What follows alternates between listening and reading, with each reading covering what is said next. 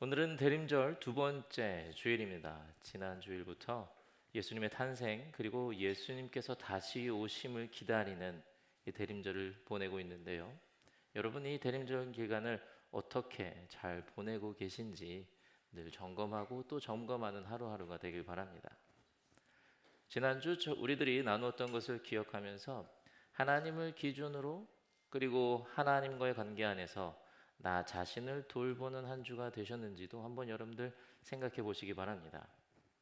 타인을 기준으로 나를 인식하며 불필요한 상자들을 내 마음속에 쌓았던 것들 하나하나 다 치워가면서 우리들의 마음에 예수님이 오실 자리를 만들어 가자고 저희들이 다짐했었죠. 그렇게 우리 안에 불필요한 상자들 하나하나 치워내고 하나님과의 관계 안에서 나를 인식하면서 주의 은혜 속에서 대림절을 잘 준비하시고 기다리는 여러분들 되시기 바랍니다. 한 주가 지나고 이제 또 새로운 한 주가 시작되는 이 시점에 다시 한번 저희들 대림절의 의미를 기억하면서 예수님을 만나기 위한, 예수님을 맞이하기 위한 우리들의 마음과 영혼을 만들어갈 수 있는 귀한 한 주가 되기를 바라는데요. 그러기 위해서 지난주에 이어 오늘도 예수님을 기다렸던 믿음의 사람을 보면서 우리들이 대림절에 가져야 할 믿음의 자세에 대해서 알아보려고 합니다. 오늘의 본문 말씀을 통해서 저희들은 사가랴라는 제사장을 만나게 되죠. 사가랴는 세례 요한의 아버지로 당시 의로운 자라고 여겨졌던 사람입니다. 그리고 그는 하나님의 말씀을 준수하는 자로 성경은 묘사하고 있는데요. 그것은 그가 하나님의 말씀과 약속을 기억하며 특히 메시아를 늘 기다리고 있었던 자라는 것을 우리들이 생각할 수 있습니다. 그리고 오늘 사가랴가 예언하는 모습을 보면서 세례 요한이 태어난 뒤 세례 요한에게 사가랴가 해주는 말을 보게 되는데요. 그 말 중에 이렇게 이야기합니다. 아가야, 너가 주님보다 앞서가서 그의 길을 예비할 것이다 라고 이야기해요. 이 말은 사가랴는 이제 곧 메시아가 올 것이라는 확신과 그 메시아를 자신의 아들인 세례 요한이 맞이할 것이라는 확신 또한 함께 갖고 있었다는 것을 의미합니다. 사가랴는 이렇게 하나님의 약속, 특히 지금 이스라엘을 구원해 주실 메시아가 올 것이라는 확신이 있었고 기대가 있었고 메시아가 올 날을 계속해서 기다리고 있었던 사람인 것입니다. 그러니까 아마도 사가랴는 자신이 기다리던 메시아가 누구인지에 대한 정보는 사실 처음엔 없었을 거예요. 막연하게 그저 다윗의 자손 중 누군가 있겠거니라고 생각했을 겁니다. 그런데 나중에는 마리아를 통해서 태어나실 예수님이 하나님께서 보내신 메시아라고 아마 생각할 수 있을 거예요. 왜냐하면 물론 사가랴는 정확히 예수님을 기다렸다는 말이 성경에 등장하진 않습니다. 그리고 사가랴가 마리아의 임신 사실을 알았다는 사실도 성경은 이야기하지 않아요. 하지만 마리아가 임신했을 때 마리아가 사가랴의 집에 방문하죠. 그리고 엘리사벳을 만나요. 그리고 그 만남이 하루로 그친 것이 아니라 3개월 동안 그 집에서 머뭅니다. 그 사실을 생각한다면 사가랴는 그 3개월 동안 메시아 예수님의 오심을 알 수 있었을 것이고 그에 따라 아기 예수님의 탄생을 메시아의 탄생으로 기다렸던 자이지 않을까 우리들이 어느 정도 생각해 볼 수가 있어요. 자, 이렇게 저희들은 예수님의 오심을 기다리며 준비한 또 한 명의 믿음의 사람 이 사가랴를 만나게 되는데요. 그렇다면 이 사가랴는 어떠한 모습으로 예수님의 오심을 기다렸을까요? 어쩌면 조금은 특별하다고 이야기할 수도 있을 것 같은데요. 사가랴가 예수님을 기다렸던 믿음의 모습은 침묵이었습니다. 여러분 이 사가랴는요 제사장이었어요. 그리고 그가 성전 분향을 하고 있을 때 천사 가브리엘을 만납니다.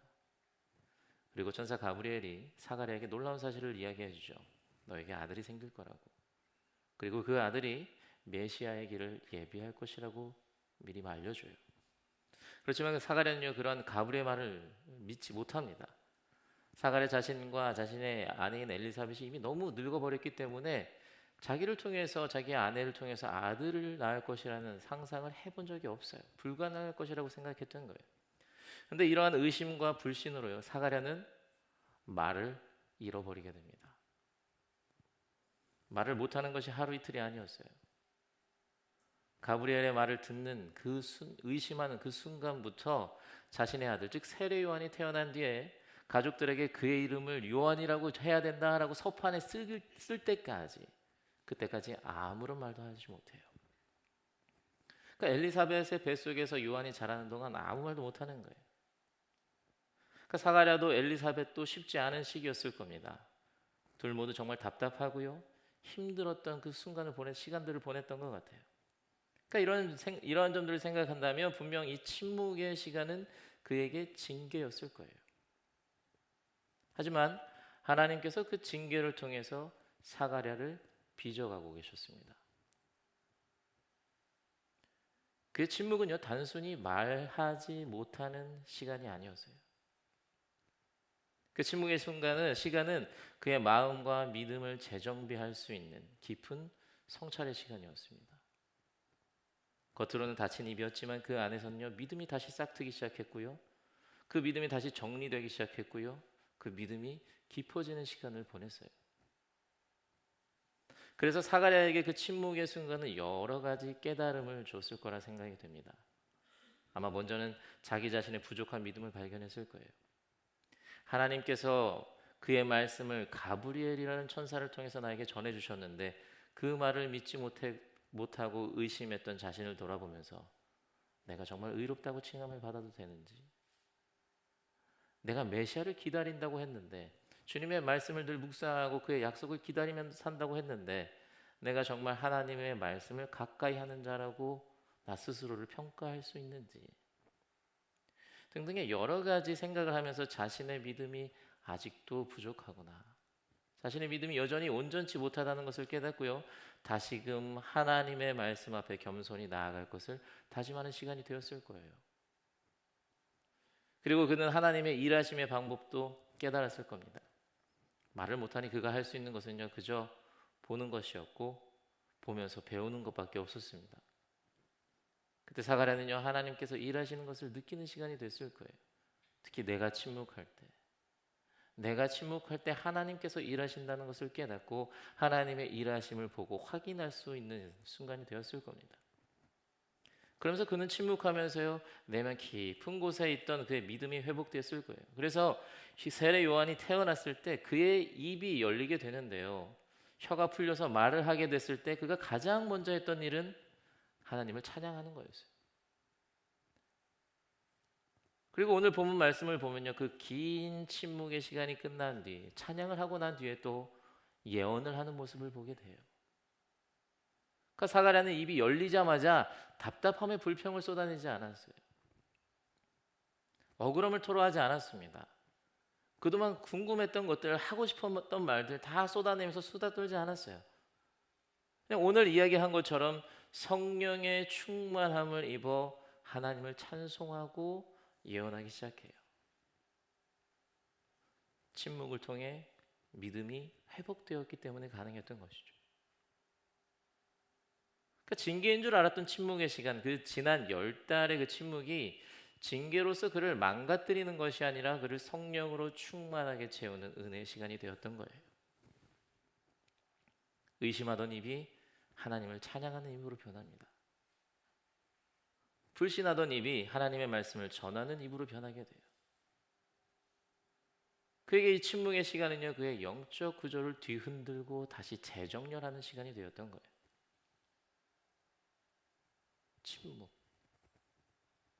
침묵이 그를 이렇게 변하게 만듭니다. 그러니까 우리들은 침묵의 이로움에 대해서 여러 가지를 잘 알고 있어요. 흔히들 이야기하죠. 침묵은 우리들의 감정을 가라앉힐 수 있는 시간을 주기도 하고요, 내면의 소리를 들을 수 있는 여유를 가져다 준다고도 이야기해요. 그 외에도 많은 이로움들을 우리들은 여기저기서 듣곤 합니다. 근데 우리들이 사가랴를 통해서 보았던 것처럼 조금 더 믿음의 측면에서 본다면 이 침묵은요, 우리들이 하나님을 더 강하게 느낄 수 있는 시간과 공간을 제공해줘요. 그래서 여러분들, 침묵의 힘이라는 저자 로버트 사라는요, 소음이 지배하는 세상에서 신을 만나는 유일한 길은 침묵이다라고 이야기합니다. 또 악마는 소음을 좋아하고 그리스도는 침묵을 사랑하신다라고까지 이야기도 해요. 그래서 침묵을 강요당한 이 사가랴를 보면요, 어쩌면 가브리엘이 아직까지는 불안정한 믿음을 갖고 있는 사가랴가 믿음을 정비하고 하나님을 만나게 하기 위해 그에게 침묵이라는, 징계로 보이지만 사실 선물을 주었던 것은 아닌가, 그런 생각이 들기도 해요. 침묵하라고, 침묵 속에서 하나님을 만나라고, 침묵 속에서 다시 너의 믿음을 회복하라고. 그래서 사가랴는 그 시간을 거쳐서요, 찬양하는 자로, 하나님을 말씀을 전하는 자로, 성령 충만한 자로 변하게 되는 거예요. 그러니까 이러한 침묵의 기다림으로 은혜를 경험하고 변화된 자신을 발견한 사가랴는요, 분명 예수님을 기다릴 때도 역시나 마찬가지로 침묵으로 기다림을 보냈을 거예요. 침묵으로 기다릴 때 자신의 믿음을 점검하게 되고, 자신의 믿음이 회복되고, 하나님의 일하심을 볼 수 있다는 사실을 그는 알았기 때문에 그는 그가 기다렸던 메시아이신 예수님이 오시는 그 시간 역시 침묵으로 하루하루를 보냈을 겁니다. 대림절 기간을 지나면서요, 예수님의 오심을 기다리는 우리들, 저희들 역시 이러한 침묵으로 성탄절을, 그리고 다시 오실 예수님을 기다리는 믿음의 모습을 가지시기를 주님의 이름으로 축원합니다.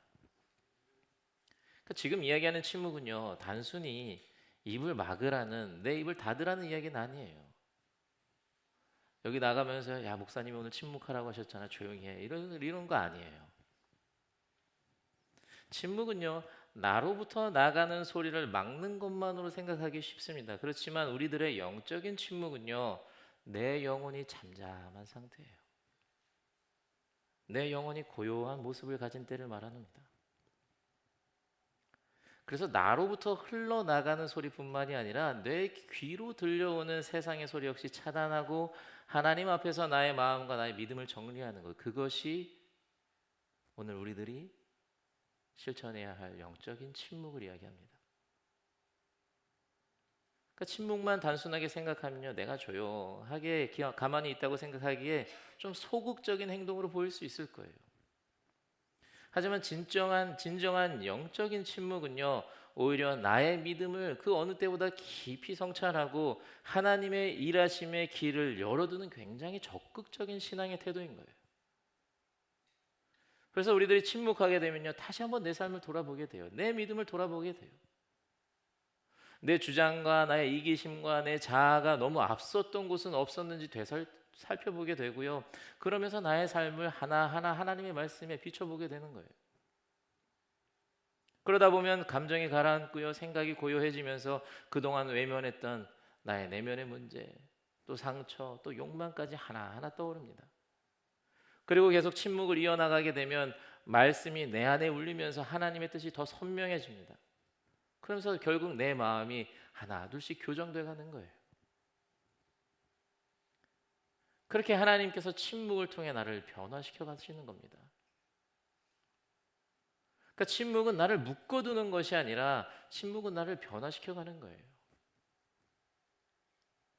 예수님을 맞이하기에 걸맞은 모습으로 조금씩 변화시켜 가는 거예요.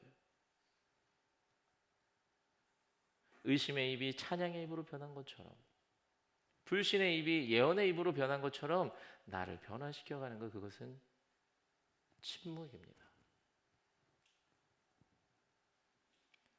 그럼 우리들이 어떻게 우리들의 삶 속에서 이 침묵을 실천할 수 있을까? 이런저런 생각을 조금 해봤어요. 거창한 거 필요 없이 우리 주변에 우리가 들을 수 있는 소음들을 하나하나 줄여가면 좋겠다, 이런 생각을 했는데요. 그러면서 먼저는 우리들의 귀에 들어오는 세상의 소리를 막는 시간을 정해보면 어떨까, 그런 생각을 하게 됐어요. 그러니까 물론 하루 종일 듣지 않을 수는 없겠죠. 세상을 살아가는 저희들이기 때문에 세상의 소리들을 단절시키고 살아갈 수는 없을 겁니다. 단 우리들이 일정 시간 정해놓고 그 시간만큼은 말씀만 들을 수 있고, 그 시간만큼은 찬양만 들을 수 있고, 그 시간만큼은 우리가 기도할 수 있는 그 시간을 정해놓으면 우리가 조금은 나로부터, 세상에서부터 들려오는 그 소리들을 차단하는 침묵을 가질 수 있지 않을까, 그런 생각을 해봤어요. 그리고 또 한 가지, 내가 말을 하기 전에 한 3초 정도 멈춤을 가져보면 어떨까? 그런 생각을 해봤습니다. 그러니까 이번에는 나로부터 나가는 소리를 침묵하는 노력이에요. 그러니까 예를 들어 누군가 나를 화나게 할 때, 혹은 습관적인 불평이 나오려고 할 때, 오늘 말씀을 기억하면서 길게도 아닌 한 3초 정도만 침묵해보면 어떨까? 그런 생각을 해봤어요. 짧지만 그 짧은 멈춤이 내 감정의 소리를 죽이고요, 성령님의 소리를 듣게 하는 거룩한 브레이크의 역할을 할 수 있을 것입니다. 제가 두 가지 정도 이제 구체적인 영적인 침묵의 방법을 말씀드렸지만, 여러분들 늘 침묵이라는 단어를 마음에 새기면서요, 여러분들만의 방법으로 영적인 침묵을 실천하고 하루하루 그 침묵을 통해서 대림절을 보내는 우리 성도님들 됐으면 좋겠다라는 그런 소망을 가져봅니다. 침묵, 별것 아닌 것 같지만요, 꽤 힘든 노력이 될 수 있어요. 동시에 분명한 것은 우리들이 주님을 기다리는 그 어떤 것보다 적극적인 믿음의 실천일 수 있다는 사실, 여러분들 꼭 기억하시기 바랍니다. 그래서 그렇게 노력하는 그 매일의 침묵은요, 다시 오실 예수님을 맞이하기에 부족함 없는 모습으로, 불완전하지만 온전함을 향해 달려가는 믿음의 사람의 모습으로 우리들을 분명 변화시켜 줄 겁니다. 그리고 또 하나, 우리가 침묵할 때 일하시는 하나님의 일하심을 경험할 수 있을 거예요. 그렇게 이번 한 주간 이 침묵으로 예수님을 기다리면서 우리 모두가 하나님을 경험하고 우리의 믿음이 회복되는 그 순간을 경험하는 우리 모든 성도님들 되시기를 주님의 이름으로 축원합니다. 여러분, 요즘 밖을 둘러보면요, 낙엽이 여기저기 많이 떨어져 있고 엄청 막 쌓여 있어요. 근데 그렇게 낙엽이 쌓여 있는 모습을 보면 조금은 좀 쓸쓸해요. 제가 그렇게 감정이 풍부한 사람은 아닌데, 낙엽을 봐서라기보다는 낙엽을 보다가 눈을 들어서 딱 나무들을 보면 잎이 하나도 없는 그 앙상한 가지들을 보게 되잖아요. 그러면서 조금 꼭 이래야 되나, 그러면서 조금 안타까운, 아쉬움, 그런 마음이 드는데, 그런 나무들을 보면 꼭 겨울에는 이 나무들이 겨울잠을 자는 건가? 그런 생각이 들기도 해요. 봄부터 여름까지는 초록을 띠고 가을에는 알록달록 예쁜 색으로 치장하다가 겨울에만 그렇게 아무것도 없어요. 꼭 성장이 멈춘 것처럼. 그리고 나무들이 이 시기에 꼭 침묵하고 있는 것처럼 보여요. 그런데 나무 전문가들은 이 모습을 다르게 이야기하더라고요. 나무들의 겨울잠도 아니고요, 성장이 멈춘 것도 아니라고. 겨울은 나무가 가장 치열하게 살아있는 시간이라고 이야기합니다. 나무는 추운 겨울을 버티기 위해서요, 겉으로 뻗어나가는 성장을 멈추고 모든 생명을 보이지 않는 뿌리로 집중시킨다고 이야기해요. 나무는 그 겨울의 침묵의 시간 동안 뿌리가 더 깊어지고 더 단단해진다고 이야기합니다. 그래서 겨울에 침묵이 있기 때문에 봄날에 꽃이 피어날 수 있는 거라고 설명을 해요. 그러니까 사가랴의 침묵이 그랬던 것 같아요. 겉으로는 그의 말이 끊어지고요, 그의 역할이 다 한 것처럼 보입니다. 멈춘 것처럼 보여요.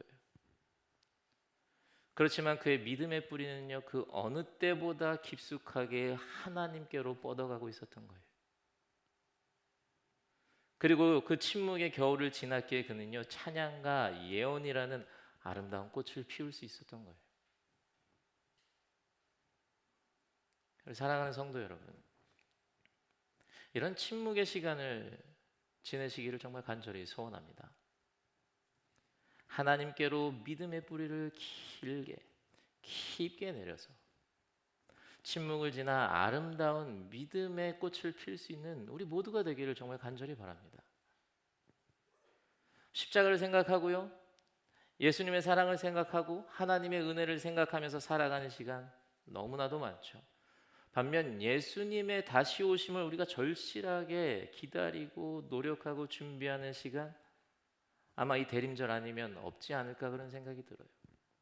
이때 우리들이 할 수 있는 가장 적극적인 기다림의 모습 중에 하나는요, 하나님께 깊게 뿌리 내리는 겁니다. 세상의 소리가 아닌 내 마음과 내 믿음과 하나님께 집중하는 침묵의 시간을 갖는 거예요. 그래서 우리가 우리들의 소리를 줄이고요, 우리가 듣는 세상의 소리를 줄이면 세상은 우리들을 왜 갑자기 조용해졌나, 왜 갑자기 이렇게 소극적인 모습이 되었나 하고 이야기할지 모릅니다. 하지만 우리가 침묵할 때 하나님께서는요, 그 어떤 때보다 우리들이 적극적으로 하나님을 만나기 위해서 노력한다고, 하나님의 말씀을 내 안에 울리게 하기 위해서 노력한다고, 하나님의 일하심을 보고 듣고 깨닫기 위해서 노력하고 있다고, 그 어떤 때보다 크게 칭찬하실 것이라 생각이 듭니다. 침묵하며 주님을 기다리는 우리 모두가 되기를 바랍니다. 우리들의 영혼이 잠잠한 모습으로 주님께 깊이 뿌리 내리는 그런 대림절이 되기를 간절히 소망해 봅니다. 그래서 사가랴가 찬양과 예언으로 봄날의 꽃을 피운 것처럼 우리들도 침묵이라는 가장 적극적인 모습으로 주님을 기다리면서 감사의 꽃을 피우고요, 회복의 꽃을 피우고 믿음의 꽃과 사랑의 꽃을 정말 한가득 피울 수 있는 우리 사랑하는 뉴욕 한인교회 성도님들 되시기를 주님의 이름으로 간절히 축원합니다. 아멘.